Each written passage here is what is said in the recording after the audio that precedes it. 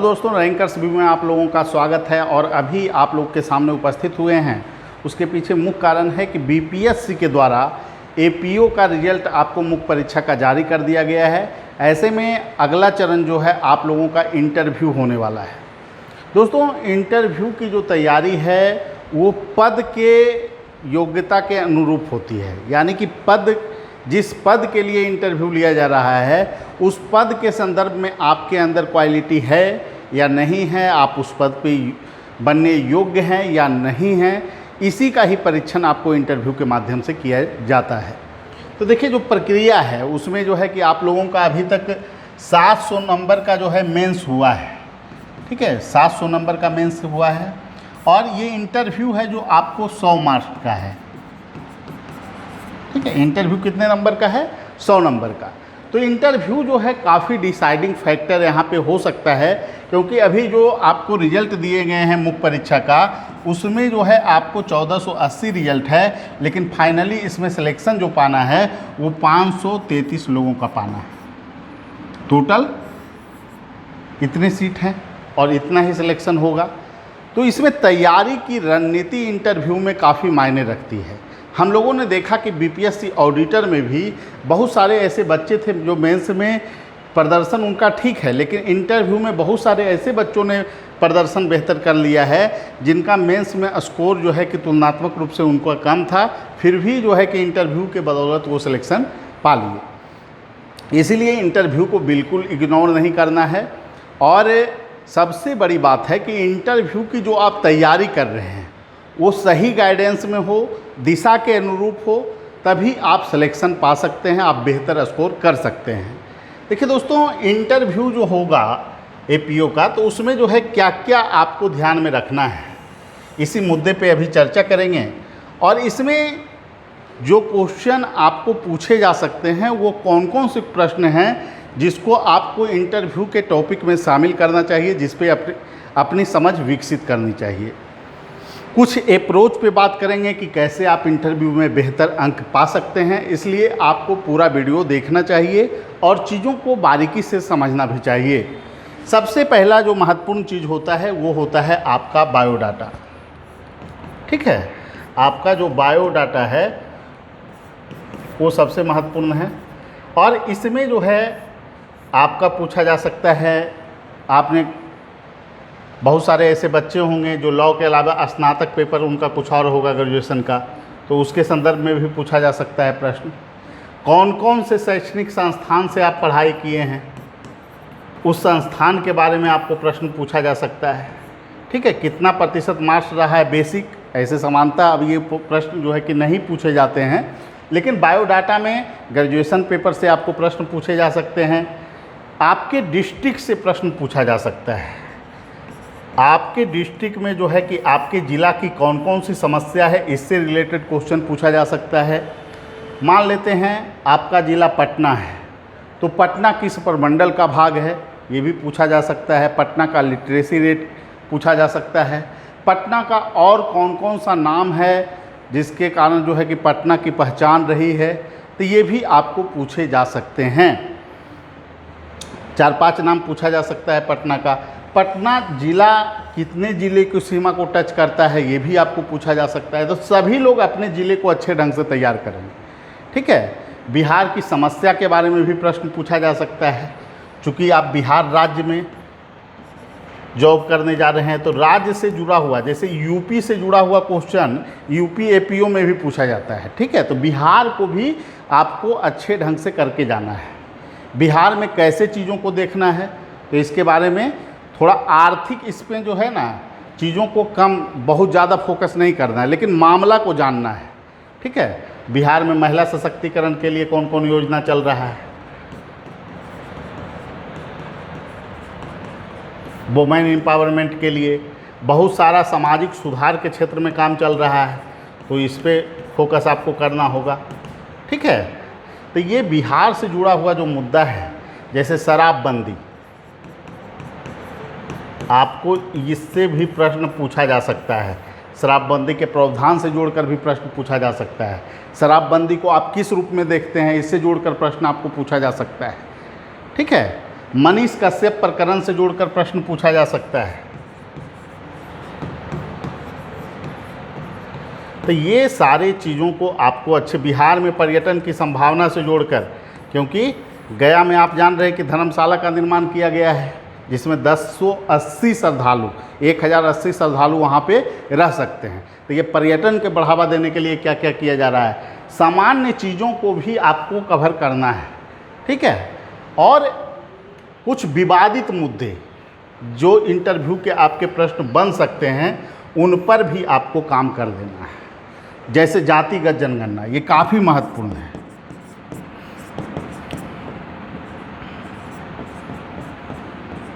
देखिए दिक्कत यहाँ पर ये है कि आप लोग अगर चीज़ों को अच्छे ढंग से समझे नहीं रहेंगे तो वहाँ पर बेहतर और संतुलित उत्तर नहीं दे पाएंगे। और अगर आपका उत्तर प्रशासनिक मापदंड पे नहीं है, लॉ पे के रूल्स पे आधारित नहीं है और संतुलित नहीं है, तो आपको बेहतर अंक नहीं मिल पाएंगे। इसीलिए जैसे जातिगत जनगणना जो है सही है या गलत है, चूँकि राज्य सरकार के द्वारा कराया जा रहा है और इसके पीछे जो दृष्टिकोण बताया गया है बिहार सरकार का, उसमें कहा गया है कि जो लोग अभी तक मुख्य धारा में नहीं जुड़ पाए हैं उनको जोड़ने का प्रयास किया जाएगा, उनके लिए विशिष्ट योजनाएं चलाई जा सकती है। तो इस आधार पर जातिगत जनगणना का आपको सपोर्ट करना है। बेस लाइन जो होना चाहिए वो स्पष्ट होना चाहिए, ठीक है। तो इसको सारे मुद्दे को कवर किया गया है, उस पर आपको देख के चीज़ों पे काम करके अच्छे ढंग से तैयार रहना है। फिर आपको मनीष कश्यप प्रकरण में आपको पूछा जा सकता था कि मुद्दा क्या था उनका, ठीक है। मीडिया ट्रायल सही है या गलत है, ये भी क्वेश्चन पूछा जा सकता है। देखिए मीडिया ट्रायल का काम किसका है, न्यायपालिका का। और मीडिया अगर पूर्व में ही ट्रायल कर देती है किसी चीज़ को तो इसे उचित हम नहीं बता सकते हैं।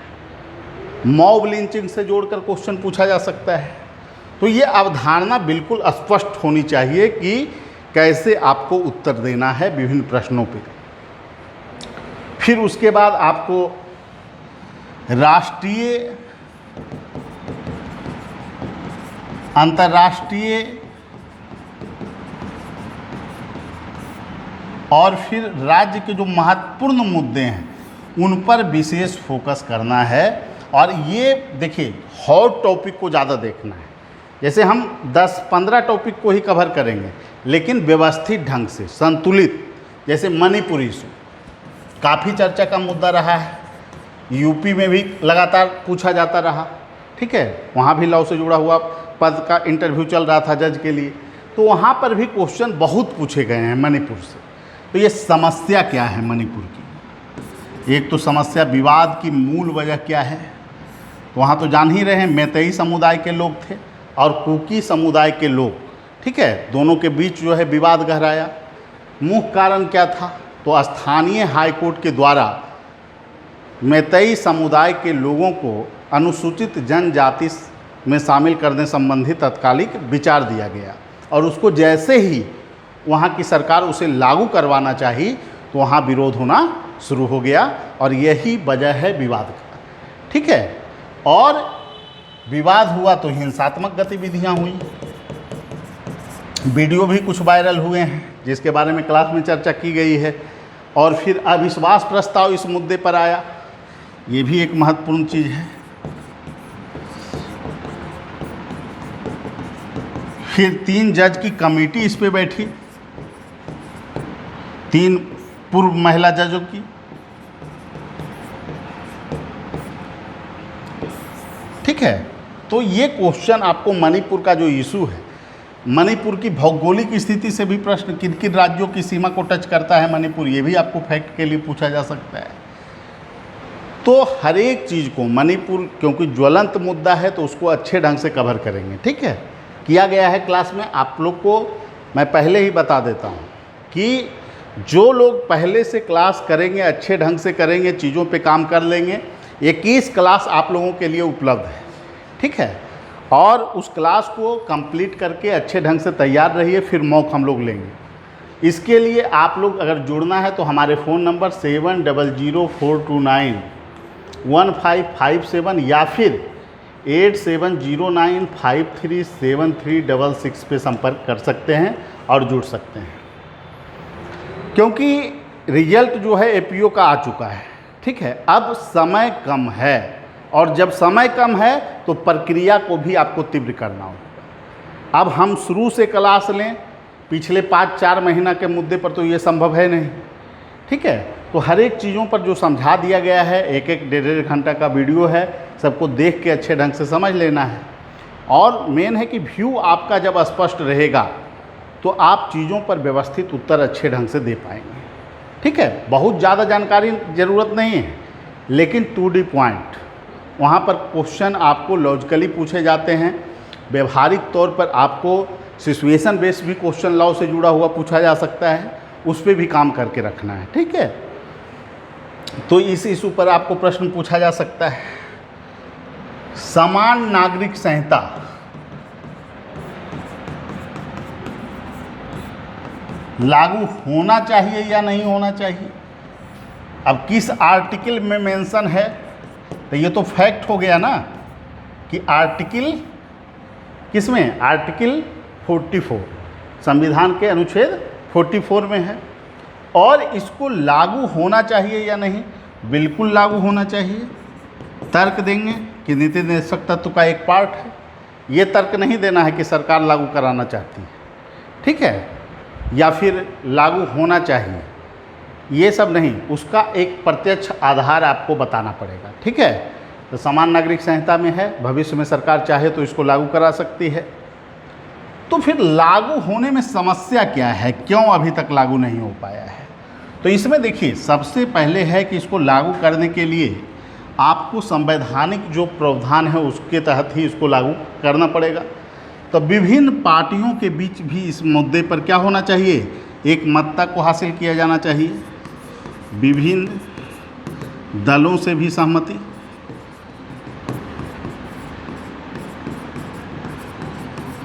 और दूसरा पॉइंट है कि क्योंकि ये धर्म से जुड़ा हुआ मुद्दा है और इसमें उत्तराधिकार संबंधी मामले, ठीक है, उत्तराधिकार का पार्ट इसमें जुड़ जाता है आपको समान नागरिक संहिता में, और फिर एक तरह के कानून सभी के संदर्भ में। तो इस तरह से ये जो है कि धर्म से जुड़ा हुआ भी मुद्दा पहलू इसमें जुड़ जाता है। विवाह संबंधी एक नियम लागू रहेगा, तो इसमें जो है सभी धर्म के जो है कि महान या फिर कहिए कि धर्म गुरुओं से राय लिया जाना चाहिए इस मुद्दे पे, और एक मत्ता बनाने का प्रयास किया जाना चाहिए। अब ये है कि क्या इस मुद्दे पर क्वेश्चन जो पूछे गए हैं, यूपी में भी पूछा गया कि इसमें आम जनता से सहमति के आधार पर इसको लागू किया जा सकता है। देखिए, एक विकल्प के तौर पे हम उसे देख सकते हैं, लेकिन उसके आधार पर अगर लागू करेंगे तो बहुसंख्यक के द्वारा बहुत सारे जो फैसले हैं उसको क्या हम अपने देश में अल्पसंख्यकों पे लागू कर सकते हैं? वो फैसला जो है हो सकता है कि उनका आइडियोलॉजी है बहुसंख्यक का, हो सकता है अल्पसंख्यकों के हितों को संरक्षण न करता हो, ये भी समस्या आ सकती है। अमर सेन ने भी इसमें दृष्टिकोण दिए हैं अपना। तो ये कि पब्लिक ओपिनियन के आधार पर समान नागरिक संहिता लागू होना चाहिए, ये मंतव्य जो है ज़्यादा उचित नहीं है, तो उस मंतव्य को यहाँ पे पुट नहीं करेंगे।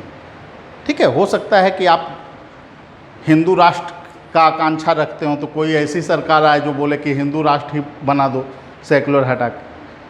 तो ये चीज़ों पर आप लोगों को काम अच्छे ढंग से करना है। संतुलित उत्तर की बहुत सारी अपेक्षाएं आपसे की जाती है।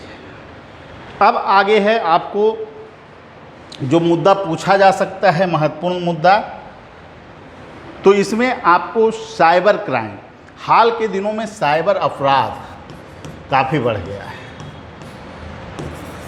तो साइबर क्राइम को रोकने के लिए क्या किया जाना चाहिए, पॉइंट में आपको पूछा जा सकता है, 2-3 पॉइंट। तो आपको सुझाव से जुड़ा हुआ मुद्दा है, तो इन चीज़ों पर उत्तर देते समय आपको संतुलित उत्तर देने की अपेक्षा है। मॉब लिंचिंग क्या होता है, ये भी क्वेश्चन पूछा जा सकता है। भीड़ के द्वारा हत्या, इसमें सज़ा का क्या प्रोविज़न जो है कि किया जा रहा है, करने का प्रयास है सरकार का। तो ये सभी चीज़ें आपको जाननी चाहिए, ठीक है। तो सबसे पहली बात ये है कि जो वर्तमान में करेंट का जो टॉपिक है उस पर एक समझ विकसित आपको करना है, और जो आपका सिलेबस का पार्ट है, ठीक है, जो आपका सिलेबस का पार्ट है उसको तो हम लोग कवर करेंगे ही। सिलेबस का जो पार्ट है उसको आपको खुद पढ़ना है और उसको हम लोग इंटरव्यू के दौरान पूछेंगे, और उसमें फैक्ट बहुत ज़्यादा है। तो जो क्वेश्चन वही बनता है जो कि आपको बहुत ज़्यादा चर्चा का मुद्दा रहे, जैसे अपहरण का मुद्दा, ठीक है, अपहरण क्या है, फिर आपको हत्या से जुड़ा हुआ मुद्दा किस सेक्शन में है। तो ये सब क्वेश्चन पूछे जाते हैं जो ज़्यादातर चर्चा के विषय होते हैं, तो वो क्वेश्चन आप लोगों को पूछा जाएगा। प्लस करेंट की क्लास पूरी व्यवस्थित आपको मिल रही है, सिचुएशन बेस्ड मुद्दे पर आपको कैसे जवाब देना है ये बताया गया है, और कुछ अलग से क्लास लिया जाएगा उस पर। तो एपीओ वाले जितने लोग हैं जिनको इंटरव्यू में जुड़ना है, अभी आप लोगों के लिए 21 क्लास जो कॉमन क्लास है सभी लोगों के लिए करेंट की, वो उपलब्ध है, उसको आपको करना है। और सेकेंड फेज में हम लोग मॉक इंटरव्यू आयोजित करेंगे, जिसके तहत आपको इंटरव्यू की संपूर्ण तैयारी करवाई जाएगी। देखिए दोस्तों, सबसे बड़ी बात यह है कि इंटरव्यू आपका 100 अंक का है, लेकिन आपको टारगेट यहाँ पे करना है कि 60 से 70 अंक किसी तरह ले आएँ। और इस रेंज में अगर आपका अंक रहता है, बहुत सारे ऐसे लोग होंगे जिनको जो है कि आपको 30 से लेकर 50 तक के रेंज में स्कोर रहेगा, या फिर 40 तक स्कोर रहेगा। तो ये स्कोर ज़रूरी है आपको सिलेक्शन पाने के लिए, और बहुत कुछ निर्भर करेगा कि आप कैसे वहाँ पे जवाब दे रहे हैं। एक बात और कि आप लोग जब जवाब देते हैं, चीज़ों पर आप जब जवाब दे रहे हैं, उस समय भाषा शैली आपकी मर्यादित होगी, ठीक है, मर्यादित होनी चाहिए। अगर क्वेश्चन पूछा गया, आपको गलत भी प्रश्न पूछा जा रहा है, बोर्ड की तरफ बहुत बार चेक किया जाता है, अगर उनके मंतव्य से आप सहमत नहीं भी हैं तो आपको सॉरी सर के साथ ही बात रखना है। डिसिप्लिन में पूरे इंटरव्यू देना है, वहाँ तेज बनने का प्रयास नहीं करना है, जो पूछा जाए उतना ही जवाब देना है, संतुलित भाषा का प्रयोग करना है। किसी भी व्यक्ति से जुड़ा हुआ व्यक्तिगत अगर प्रश्न, ओपिनियन अगर पूछा जाए तो उस समय किसी भी व्यक्ति को सम्मान के साथ आपको संबोधन भी करना है। इस बात को आपको ध्यान में रखना होगा, तभी आप बेहतर इंटरव्यू दे सकते हैं, बेहतर अंक पा सकते हैं। इसीलिए देर नहीं कीजिए, रिजल्ट आ चुका है। जैसे जैसे दिन आगे बढ़ेगा, बर्डन बढ़ते जाएगा आप लोग को। तैयारी आपको अगर करेंट कवर करके रखिएगा, एक बहुत बड़ा पार्ट है। फिर आपको ग्रेजुएशन जो पेपर है उसको भी थोड़ा सा देख लेना है, ठीक है, क्योंकि यहाँ पर जो इंटरव्यू होगा उसमें बीपीएससी के सदस्य भी बैठेंगे, ठीक है। समानतः 4 लोग रहेंगे वहाँ पैनल में आपके, एक तो बीपीएससी के रहेंगे, हो सकता है प्रोफेसर भी रहें, लॉ के भी एक्सपर्ट रहेंगे। तो और समानतः लॉ का जो क्वेश्चन पूछा जाता है वो व्यवहारिक ही पूछा जाता है। कभी तो एग्रीकल्चर से जोड़ के भी क्वेश्चन पूछ लेते हैं, हॉबी से जोड़कर क्वेश्चन पूछ लेते हैं, आइडियल पर्सन से जोड़ के क्वेश्चन पूछ लेते हैं। तो सभी चीज़ों पे काम पहले कीजिएगा, तभी आप व्यवस्थित रूप से वहाँ उत्तर दे पाइएगा। इसलिए अभी से जुड़ के आज ही जुड़िए और काम करना शुरू कीजिए, ठीक है, तभी आपका बेहतर अंक आने का संभावना रहेगा। हम लोग के पास कोई जादू की छड़ी नहीं है कि आप लास्ट में जुड़ जाइएगा और बेहतर अंक पाइएगा। जितने लोग ऑडिटर में सफल हुए हैं, सबसे उच्च सफलता दर हमारी संस्थान की रही है। चाहे ESI हो, चाहे आपका ऑडिटर हो, चाहे BPSC 66 हो, और सभी में बेहतर प्रयास का एकमात्र कारण है कि हम लोग जो गाइडेंस दिए करेंट के मुद्दे पे, विभिन्न चीज़ों पे, तो लड़कों ने उसको बेहतर ढंग से किया और मॉक बेहतर ढंग से उसमें सुधार हुआ मॉक प्रक्रिया के द्वारा, तो बेहतर अंक मिलना स्वाभाविक था। इसीलिए जिनको जुड़ना है, हमारे फ़ोन नंबर 7004291557 या फिर 8709537366 पे आप कॉल कर सकते हैं और जुड़ सकते हैं रैंकर्स व्यू टीम के साथ, और जुड़ के अपनी तैयारी को नया आयाम दें, क्योंकि APO बहुत अच्छा पद है, अच्छा वेतनमान है, और एक बहुत अच्छी संभावना है आपको इस बार सफलता पाने की, क्योंकि अच्छी खासी सीट है, प्रतिस्पर्धा काफ़ी उच्च है। अगर आप सिलेक्शन पा लेते हैं तो इस बार आप देखे ही हैं कि यूपी में भी एपीओ पद पर रहने वाले बहुत सारे ऐसे बच्चे हैं जो कि यूपी में जज के लिए सेलेक्ट हुए, यूपी पीसीएस के द्वारा जो इंटरव्यू का आयोजन हुआ। तो आप लोग अच्छे ढंग से जुड़िए, काम कीजिए, निश्चित रूप से आपको बेहतर अंक मिलेगा। ठीक है, सभी लोगों को धन्यवाद। फिर अगले वीडियो में मिलेंगे। Thank you.